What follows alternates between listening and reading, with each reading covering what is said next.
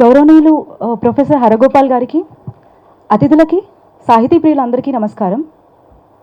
ఈ పుస్తకం గురించి చెప్పే ముందు దీని రైటర్ గురించి కొంత చెప్పాలి. ప్రపంచంలో ఏ మూల ఒక అమానవీయ ఘటన జరిగినా అది చరణ్ వాట్సాప్ స్టోరీలో ఉంటుంది. ఎందుకంటే తనకి మనుషులంటే చాలా ప్రేమ, అపారమైన నమ్మకం. అరే పలానా చోట ఇట్లాంటి అన్యాయం ఒకటి జరిగిందని తెలియజేస్తే ప్రతిస్పందిస్తారని, ప్రశ్నిస్తారని, వాళ్ళ కోసం నిలబడతారని బోలెడంత ఆశ తనకి. అచ్చంగా ఈ పుస్తకం కూడా అలాంటి ప్రయత్నమే. అన్యాయంపై గొంతు విప్పే ఓ యువకవి రాసిన ఈ చిన్ని పుస్తకంలోని ఒక్కో కవిత ఒక్కో మైక్ పెట్టి గొంతు చించి అరుస్తున్నట్టు అనిపిస్తుంది. నేను ప్రతి కవిత విశ్లేషణ చేయడం లేదు. చలం స్టైల్లో చెప్పాలి అంటే ఈ పుస్తకం కొని తీరిగ్గా చదవండి.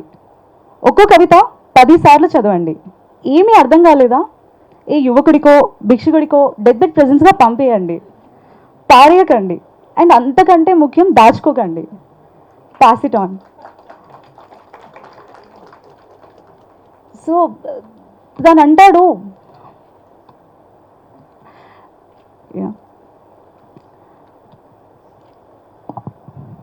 ఎవరికి పాస్ చేయాలంటే మన చుట్టూ ఉంటారు కదండి, తమ జీవితాల్లో మునిగిపోయి ప్రపంచం పట్టని బిజీ పీపుల్తో,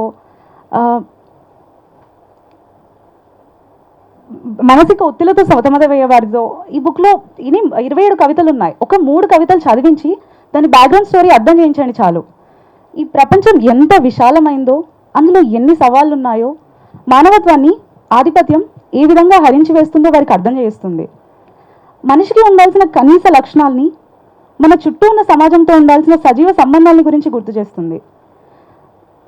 శ్రీరామ్ గారు చెప్పినట్టు వర్తమాన జీవన సంఘర్షణల్ని గట్టిగా హత్తుకున్న కవిత్వం ఇది. నిజానికి వారు చెప్పిన దానికన్నా కూడా గట్టిగా హత్తుకున్న కవిత్వం ఇది. అండ్ మార్క్ మై వర్డ్స్, ఈ పుస్తకం రాబోయే తరాలకి నెత్తుటి మరకలు అంటున్న చారిత్రక సాక్ష్యం. నేను గత 6 సంవత్సరాల నుండి సాహిత్యాన్ని సీరియస్గా చదువుతున్నాను, అధ్యయనం చేస్తున్నాను. చరణ్ లాంటి కవులు తెలుగు సాహిత్యానికి ఒక కొత్త గొంతు. తను అంటాడు, ప్రేమ, మానవీయత అనేవి చెల్లుబాటు కాని రాజ్యంలో ఏ సాక్ష్యమో చెల్లుబాటు కాదని. ఇంత నిజాయితీతో కూడిన కవిత్వం చాలా అరుదుగా వస్తుంది. అందరూ ఇక్కడ చదవమని మాత్రమే చెప్పారు. దయచేసి ఈ పుస్తకాన్ని చదివించండి, ఆలోచించండి, సాక్ష్యం చదివి మీ మనస్సాక్షిని తట్టి లేపండి. ఈ అవకాశం ఇచ్చినందుకు ధన్యవాదాలు.